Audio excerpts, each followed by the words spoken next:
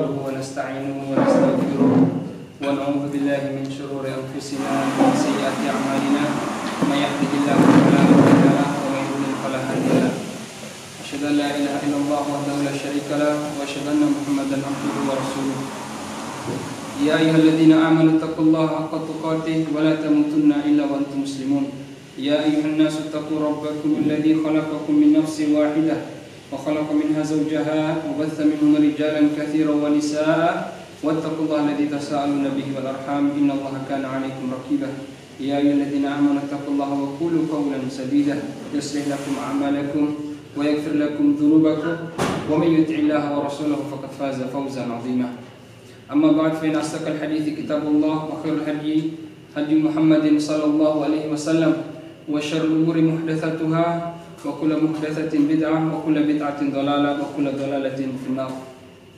معاشر المسلمين إخواني في الله أعزني الله وإياكم rahimani wa rahimakumullah. Alhamdulillah, puja dan puji syukur senantiasa kita limpahkan hanya untuk Allah Subhanahu wa taala. Karena berkat limpahan rahmat, hidayah serta pertolongannya, ya, kita dapat berkumpul di tempat yang berbahagia ini. Ya, inilah rencana Allah sempurna. Bahkan kita telah membatalkan acara pada malam hari ini. Ya, namun Allah mengumpulkan kita di tempat yang berbahagia ini. Ini bukti bahwa hidayah itu mahal. Allah yang mengatur segala hal. Bahkan sesuatu yang kita tidak inginkan, yang sudah kita batalkan, ya, jika Allah berkehendak maka semuanya terjadi. Fa'alu lima yurid. Allah melakukan sesuai dengan kehendaknya. Kemudian salawat serta salam senantiasa selalu tercurahkan kepada qudwatul hasanah, suri tauladan kita, Nabi besar Muhammad sallallahu alaihi wasallam beserta keluarga, sahabat dan orang-orang yang senantiasa mengikuti jalan dan sunnahnya. Ma'asyiral muslimin, ya, pada malam hari ini kajian kita tidak seperti biasanya. Kalau hari Sabtu kita akan membawa, ya, kajian tematik, tapi untuk malam ini, ya, memang saya khususkan untuk kita yang setidaknya sudah paham, ya, agar kita membahas, mengkaji lebih dalam, ya, mengenal tentang manhaj, ya. Oleh karena itu ini adalah kajian manhaj, ya, akidah. Dan kitab yang akan saya gunakan sebagai salah satu referensi, ya, di sini ada dua kitab, Idahul Mahajjah fi Bayani Sabilis Salaf, kemudian Dirasatun fil Manhaj, ya, karya Syekh Sulaiman Ar-Ruhaili. Baik. Sebelum kita mulai, ya, meskipun pernah saya sampaikan, mungkin ada yang tidak hadir, maka lebih baik kita mengulang. Ya, apa itu manhaj? Kita sering berbicara tentang manhaj. Ya, manhaj, kamu apa? Sering kita berbicara tentang manhaj, tentang akidah. Tapi tidak banyak yang mengetahui perbedaan antara manhaj dan akidah, atau apa persamaannya, ya. Kemudian madhab, apa itu madhab, ya, sering kita dengar, ya. Manhaj, ya, di dalam kitab ini Dirasatun fil Manhaj, kata Syekh Sulaiman Ar-Ruhaili, beliau mendefinisikan tentang manhaj. Al-manhaj huwa at-tariqul wadih. Secara bahasa artinya at-tariqul wadih, ya, jalan yang jelas, yang terang. Itu adalah manhaj secara bahasa. Istilahan, adapun secara istilah, kata Syekh Sulaiman, al-manhaj huwa at-tariqul wadihu alladhi sara 'alaiha al-muslimun al-awwaluna fi dinihim, ya, aqidatan, syari'atan, sulukan wa akhlaqan. At-tariqul wadihu, jalan yang terang, yang jelas. Alladzi sara 'alaiha al-muslimun al-awwaluna, yang ditempuh oleh orang-orang terdahulu, ya, kaum muslimin fi sadril Islam, di era-era awal keemasan Islam, yaitu zamannya para sahabat, ya. Fi dinihim, namun dibatasi di sini, yaitu yang berkaitan dengan agama, ya. Aqidatan, baik masalah akidah, ya, sulukan, syariatan wa akhlaqan, atau masalah syariat, hukum-hukum, ya fikih dan sebagainya, ya, atau akhlaqan, berkaitan dengan akhlak. Inilah manhaj. Ya. Oleh karena itu ada beberapa dai yang membatasi manhaj hanya sekedar ya taat kepada pemimpin. Manhaj itu taat kepada pemimpin. Manhaj itu ya berkaitan dengan akidah, maka ini keliru. Sehingga beberapa dai lupa bahwa manhaj masuk di dalamnya akhlak. Sehingga apabila kita berbicara tentang manhaj, maka itu mencakup keseluruhan. Ya. Kemudian apa perbedaan antara manhaj dengan akidah? Ya. Syekh Shalih Fauzan menjelaskan bahwa al-manhaj a'amu min al-aqidah. Manhaj itu lebih umum daripada akidah. Seperti definisi tadi, fi dinihim aqidatan wa syari'atan, ya. Manhaj itu termasuk di dalamnya akidah, syariat, ya, hukum-hukum, muamalat dan sebagainya. Kemudian akhlak, ini semuanya manhaj. Adapun akidah bagian dari manhaj. Ya, jadi manhaj lebih umum daripada akidah. Kemudian begitupun tauhid, ya. Tauhid adalah bagian dari akidah. Tauhid adalah bagian dari akidah. Akidah lebih umum daripada tauhid. Ya. Akidah adalah i'tiqad, keyakinan seorang muslim, ya, tentang pemahaman asal-asal atau usul al-iman, tentang usul-usul keimanan, dasar-dasar keimanan. Ini adalah akidah. Adapun tauhid adalah bagian dari akidah. Ya. Adapun madhab, madhab adalah ya pemikiran atau kesimpulan terhadap suatu permasalahan, ya, yang diambil oleh seorang imam atau fuqaha, ya. Makanya kita mengenal ada madhab Syafi'i, Hambali, Hanafi, Maliki. Ya, sebenarnya tidak cuma ini, ada Zahiri dan madhab-madhab lainnya. Cuma yang kita kenal cuma 4, ya. Madhab yang ma'ruf ada 4, ya. Bagaimana hukum mengikuti madhab? Apakah sama dengan hukum mengikuti manhaj? Ya, tidak sama. Hukum mengikuti manhaj itu wajib hukumnya. Ya, tidak ada pilihan kecuali mengikuti jalan yang ditempuh oleh para salaf. Berbeda dengan madhab. Allah Subhanahu wa taala firman, ya, qala Allah taala was-sabiqunal awwalun minal muhajirin wal ansar walladzina ittaba'uuhum bi ihsan radhiyallahu anhum wa radu'an wa'adda lahum jannatin tajri tahtaha al-anhar khalidina fiha abada dzalikal fawzul 'adzim.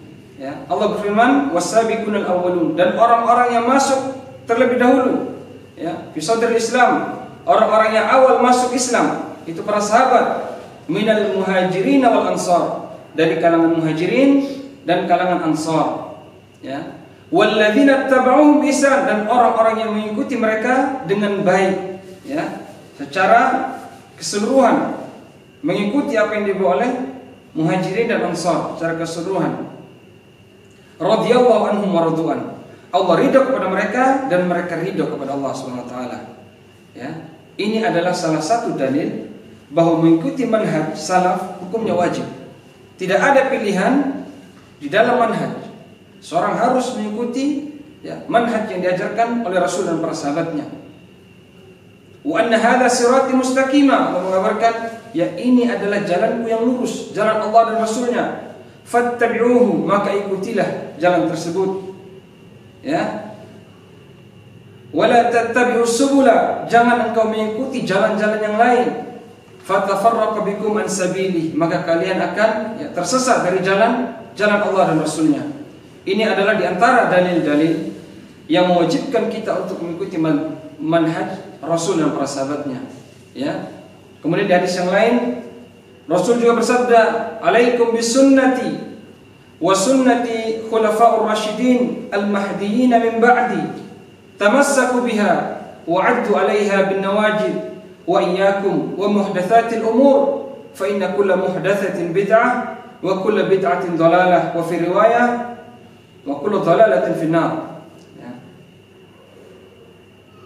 Alaikum bisunnati. Hendaknya kalian, ya Rasul berwasiat kepada sahabatnya, kepada umatnya, ya kalian wajib mengikuti sunnahku. Alaikum bisunnati wa sunnati khulafaur rasyidin, dan sunnahnya sahabatku, ya khulafaur rasyidin. Tamassaku biha, disinilah ya syahid. Ya, ketika Rasulullah SAW bersabda alaikum bisunnati, ya, satu domirnya, wa sunnati khulafaur rasyidin, kemudian beliau ya mengatafkan atau menyebutkan dengan sunnahnya para sahabat, ya. Kemudian beliau mengatakan, ya, alaikum bisunnati wa sunnati khulafaur rasyidin tamassaku biha. Ya. Di dalam kaidah bahasa Arab, masyarakat muslimin, ya, harusnya Rasul mengatakan tamassaku bihima, karena ada dua sunnah yang disuruh ikut. Pertama sunnah Rasul dan sunnah para sahabatnya. Seharusnya dalam kaidah bahasa Arab Rasul mengatakan tamassaku bihima, ya. Huwa humahum, kalau sudah belajar bahasa Arab, ya. Huwa itu domir satu, dia, huma dua orang. Harusnya Rasul mengatakan tamassaku bihima, tapi Rasul mengatakan tamassaku biha. Domir ha itu satu, tunggal. Kenapa? Dijelaskan oleh para ulama, ya. Ketika Rasul mengatakan tamassaku biha, bukan beliau ya lahan salah dalam pengucapan bahasa Arab atau keliru atau tidak memperhatikan kaidah, tidak. Tapi di situ mengandung makna yang sangat dalam. Ketika Rasul mengatakan tamassaku biha, artinya bahwa sunnah Rasul dan sunnah para sahabat itu satu. Ya, tidak bisa dipisahkan. Sunnah Rasul adalah sunnah para sahabat. Siapa yang mengikuti sahabat, maka hakikatnya dia mengikuti Rasul SAW. Ya. Oleh karena itu masyarakat muslimin, kita mendapati beberapa manhaj lain, ya, manhaj lain. Ketika saya mengatakan manhaj lain, berarti ada manhaj lain. Ya. Apa salah satu contoh manhaj lain? Ya, manhaj yang lain itu al-khawarij. Ya. Manhaj. Ada juga yang mengatakan akidah, ya, karena akidah bagian dari manhaj. Ada manhaj khawarij, ya, itu diprakarsai oleh, kalau tidak salah, Dzulkhuwaisirah, ya, tokoh yang hidup di zaman Rasulullah SAW. Jadi jangan salah, penyimpangan akidah itu muncul di zaman Rasul SAW. Dzulkhuwaisirah ketika Rasul membagikan ya harta rampasan perang, ya, beliau merasa Rasul tidak adil.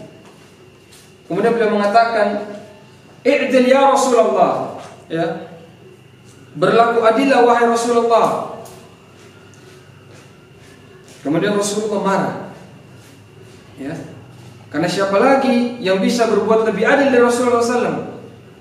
Maka ketika itu sahabat Umar bin Khattab menawarkan diri kepada Rasulullah SAW untuk membunuh orang tadi. Ya. Jadi penyimpangan awal Khawarij itu sudah muncul di zaman Rasulullah SAW. Ini adalah manhaj yang menyimpang. Yang pertama, yaitu Khawarij. Mereka yang mengatakan secara umum akidah Khawarij adalah mereka yang mengkafirkan pelaku dosa besar. Ya. Mereka, ya, ifrat, berlebih-lebihan dalam suatu perkara. Ya, orang yang melakukan dosa besar mereka katakan kafir, mukhalladun finnar, ya, kekal di dalam neraka. Ini akidah Khawarij. Dan banyak kita temui sampai saat ini, bahkan di masjid-masjid, ya.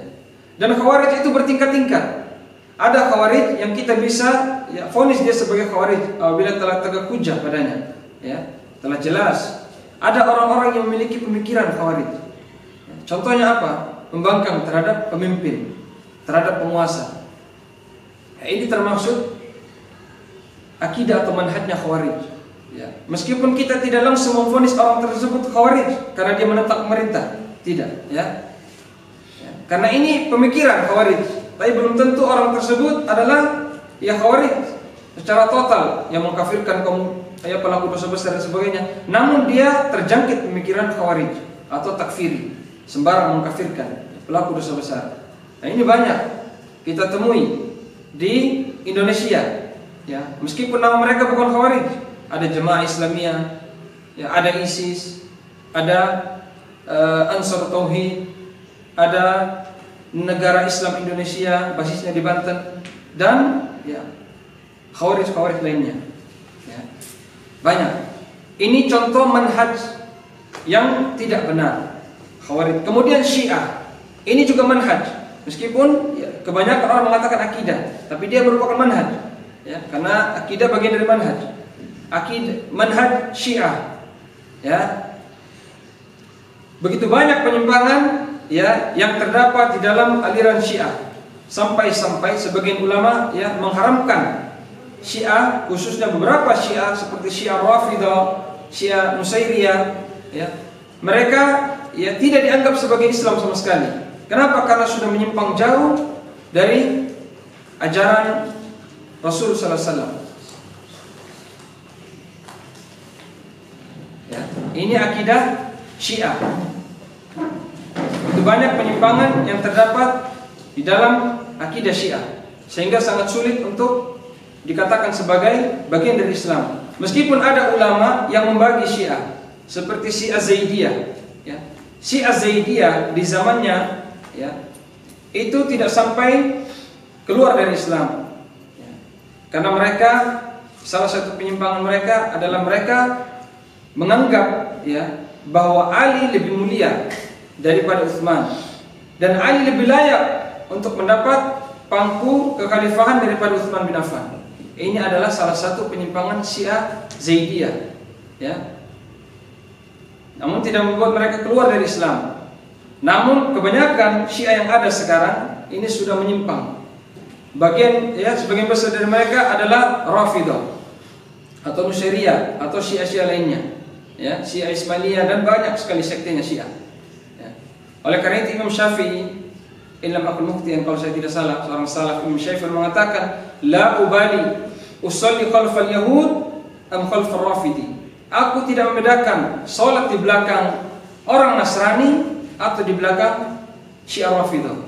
Artinya beliau mengeluarkan Syiah Rafidah dari Islam, ya.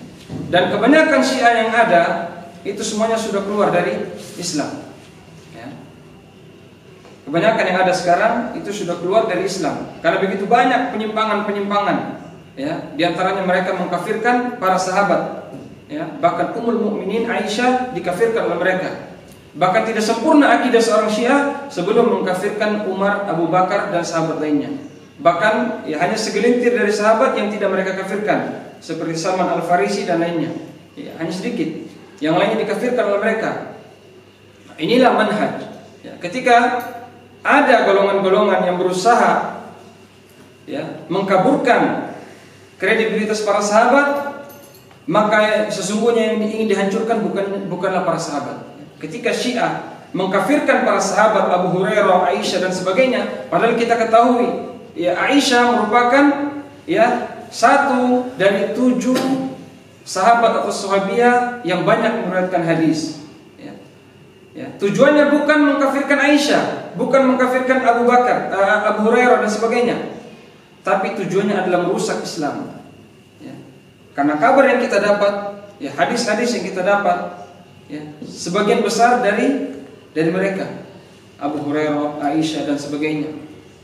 Konsekuensi apabila kita mengkafirkan para sahabat, maka kabar-kabar yang datang dari mereka tidak bisa kita terima. Inilah tujuan Syiah. Oleh karena itu, para ulama mengatakan, apabila ada perampok yang membongkar pintu rumah Anda, maka yang diinginkan bukanlah pintu rumah Anda, tapi sesuatu yang tersimpan dalam rumah Anda. Inilah Syiah. Mereka merusak, ya, nama baik para sahabat, mengkafirkan sahabat. Tujuan mereka bukan untuk merusak sahabat, tapi untuk merusak Islam. Karena sahabat Rasulullah SAW adalah pintu agama Islam. Dari mereka lah kita mendapatkan agama ini, ya. Oleh karena itu Syiah, ya, dengan jelas dikafirkan oleh sebagian besar para ulama. Meskipun ada yang dikatakan tidak kafir, Zaidiyah, namun sedikit, ya. Kemudian manhaj yang menyimpang lainnya selain Khawarij Syiah yaitu Sufi atau tasawuf. Dan ini banyak kita dapati di negara kita, ya, kaum Sufi, tasawuf, dan kebanyakan dari mereka, ya, berakidah Asy'ariyah, Syairah, ya, atau kalangan Nahdiyin, ya. Mereka banyak di antara mereka, ya, Saya berani mengatakan bahwa orang-orang Hindu adalah orang tasawuf, orang sufi, karena mereka pun mengakui hal tersebut. Ya. Bahkan banyak sekali sektenya, diantaranya adalah Thariqah Naqsabandiyah dan sebagainya. Banyak thariqah-thariqahnya. Ya. Ini adalah diantara manhaj-manhaj yang menyimpang. Ya. Oleh karena itu, manhaj yang benar adalah manhaj para sahabat. Ya, ini sekilas tentang manhaj. Kita masuk.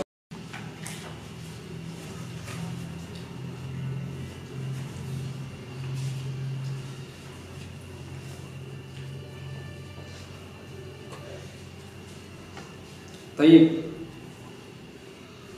Kemudian di sini Syekh Sulaiman memberikan definisi lain tentang manhaj.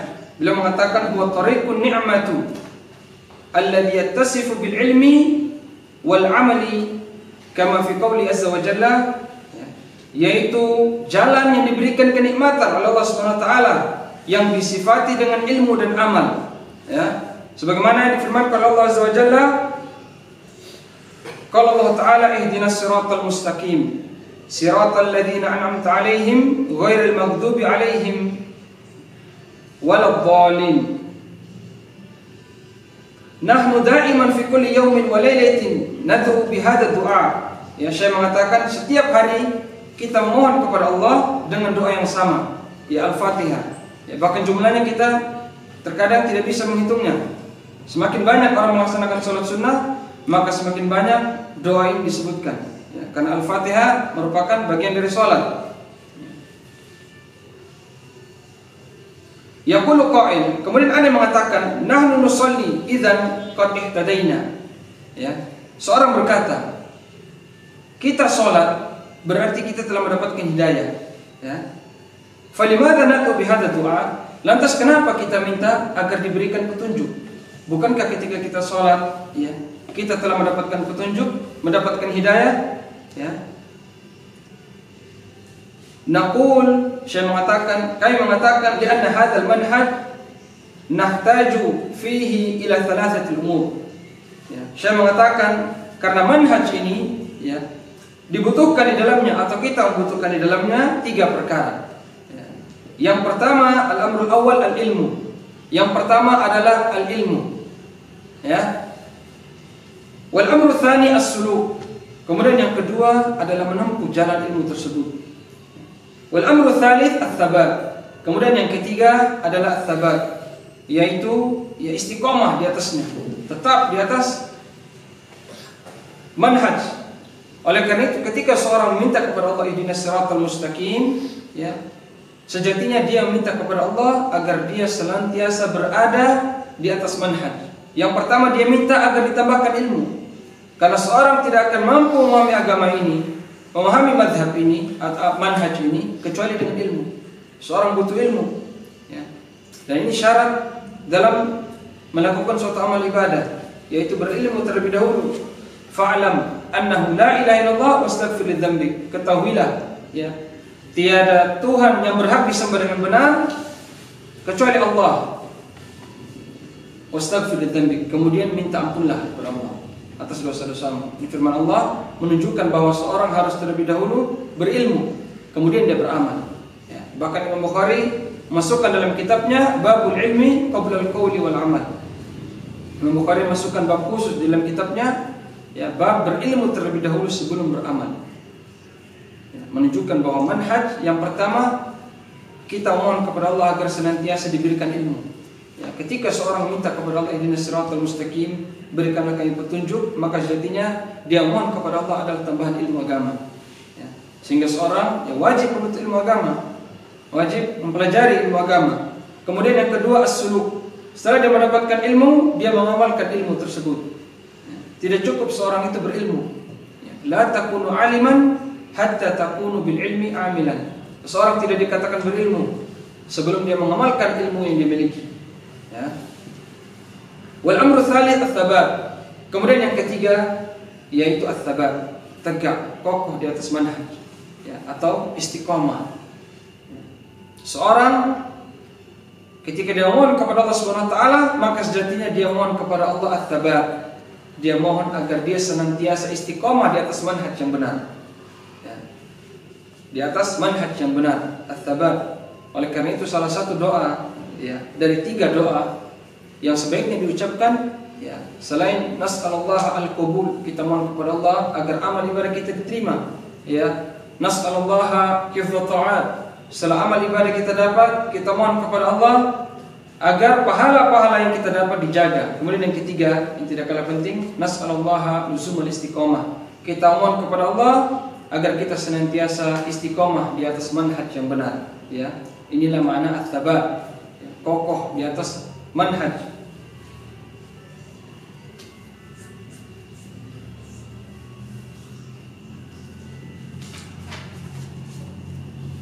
Kemudian setelah kita bahas tentang manhaj, ya, kita perlu mengetahui makna salaf, ya.